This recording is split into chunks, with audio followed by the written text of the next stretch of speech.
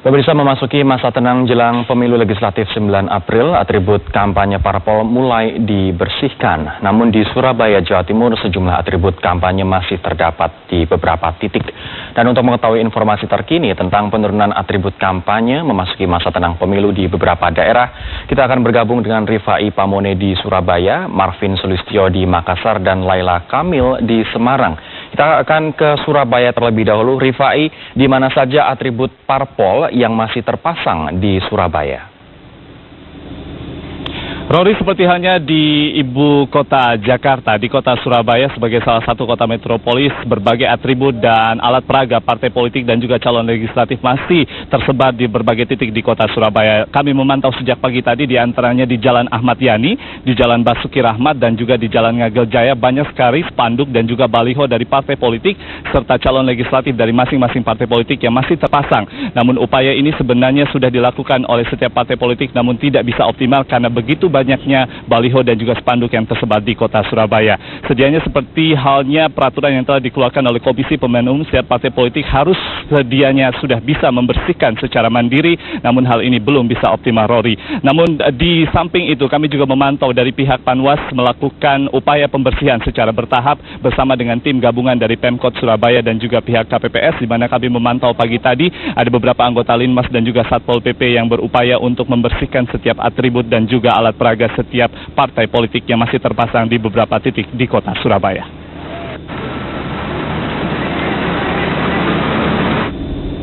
Rory, kembali ke Jakarta. Oke, dari Surabaya kita akan ke Makassar. Kita akan ke Marvin. Marvin, bagaimana dengan atribut parpol di Makassar?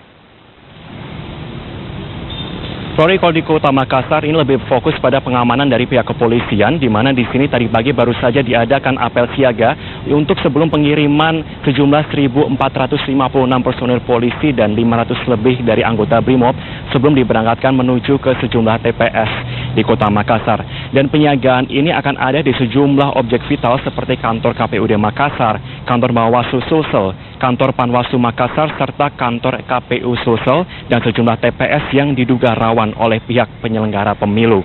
Selain itu, di kota Makassar ini juga tercatat ada 2.536 TPS yang tersebar di 143 kelurahan yang ada di 14 kecamatan.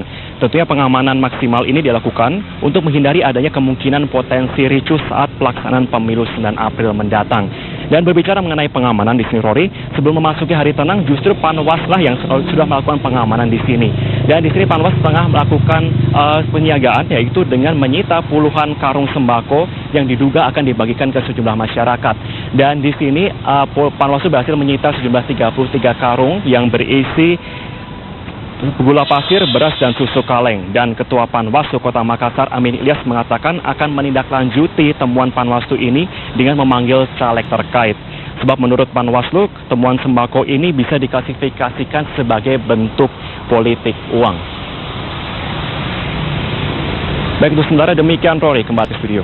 Sekarang kita akan bergeser ke Semarang, ada Laila Kamil. Laila, apakah atribut parpol di Semarang sudah diturunkan? Ya, Rory, proses pencopotan alat peraga kampanye hingga saat ini masih berlangsung. Sejak pagi tadi, tim gabungan dari Kesbang Polinmas Kota Semarang, Satpol PP, KPU, Panwaslu, dan mahasiswa bergerak menuju lokasi dan menertibkan seluruh atribut kampanye. Puluhan personil disebar ke 4 titik di seluruh wilayah Semarang, yaitu Semarang Selatan, Semarang Barat, Semarang Utara hingga perbatasan Demak, Semarang Timur hingga kawasan Aparel. Dari pantauan kami, kebanyakan atribut yang ditertibkan adalah bendera dan umbul-umbul yang menempel di pohon. Tidak hanya atribut kampanye dari caleg, tapi juga dari partai politik. Karena mulai hari ini memasuki masa tenang jelang pemilu hingga tidak boleh ada lagi peraga kampanye yang terpasang. Tim menargetkan penertiban ini akan selesai besok, 7 April 2014. Namun menurut tim penertiban masih ada beberapa kendala yang dihadapi. Dan menurut Ketua KPU Kota Semarang Henry Wahyono terkait dengan kendala, kami sudah mewawancarai Henry Wahyono terkait dengan kendala yang dihadapi. Berikut petikan wawancara kami dengan mengaktifkan itu dan menurunkannya pada masa tenang. Cuman kendalanya saya kira terlalu banyak baliho yang ada di Semarang ini. Banyak sekali secara fisik. Satu konstruksi baliho itu kan bisa, kita pernah menurunkan itu, kawatnya itu bisa 2 kg dan lain sebagainya. Jadi ini yang jadi persoalan secara teknis. Tapi kami sudah bekerjasama dengan pemerintah daerah menyurati para pemilik biro reklame untuk menurunkannya. Rory, kembali ke Anda.